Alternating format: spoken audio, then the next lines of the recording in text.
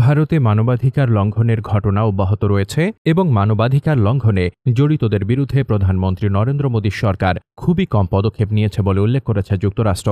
12 August মঙ্গলবার ভারতের মানবাধিকার লঙ্ঘন বিষয়ক একটি প্রতিবেদন মার্কিন পররাষ্ট্র দপ্তরের ওয়েবসাইটে প্রকাশ করা হয়। যুক্তরাষ্ট্রের পররাষ্ট্র দপ্তরের বার্ষিক প্রতিবেদনে 2024 সালে ভারতের পরিস্থিতি নিয়ে এ প্রতিবেদনে বলা হয়েছে, বেআইনি বা বিচার বহির্ভূত হত্যাকাণ্ড, নিখোঁজ হওয়া, নির্যাতন বা অমানবিক আচরণ, বেআইনি গ্রেপ্তার বা আটক সহ ভারতে নানা মানবাধিকার লঙ্ঘনের ঘটনা ঘটেছে।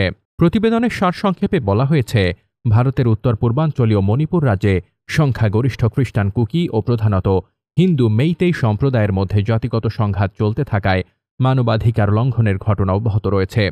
গণমাধ্যমের প্রতিবেদনে বলা হয়েছে, 29 অক্টোবর পর্যন্ত সংঘাতে 48 জন বেসামরিক নাগরিক নিহত হয়েছেন।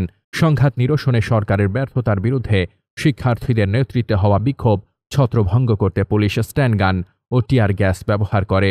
এছাড়া বিক্ষোভের পর রাজ্যের কিছু এলাকায় অনির্দিষ্টকালের জন্য কারফিউ জারি করে সরকার।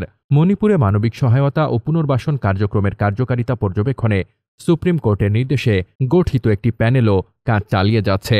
গুরুত্বপূর্ণ মানবাধিকার উদ্বেগের মধ্যে রয়েছে বেআইনি বা বিচার বহির্ভূত হত্যাকাণ্ড, নিখোঁজ হওয়া, নির্যাতন বা অমানবিক আচরণ, বেআইনি গ্রেপ্তার বা আটক, বিদেশে থাকা ব্যক্তিদের বিরুদ্ধে আন্তদেশীয় দমন, সংঘাতে গুরুতর মানবাধিকার লঙ্ঘন, মাওবাদী সশস্ত্র গোষ্ঠীগুলোতে শিশুদের অবৈধভাবে নিয়োগ বা ব্যবহার, মত প্রকাশ বা সংবাদ মাধ্যমের স্বাধীনতায় গুরুতর বাধা, যার মধ্যে সাংবাদিকদের ওপর হামলা বা হত্যার হুমকি, অযৌক্তিক গ্রেপ্তার বা মামলা, সেন্সরশিপ এবং জোরপূর্বক গর্ভপাত বা বন্ধ্যাকরণের ঘটনাও রয়েছে। Desk report, বার্তাবাজার।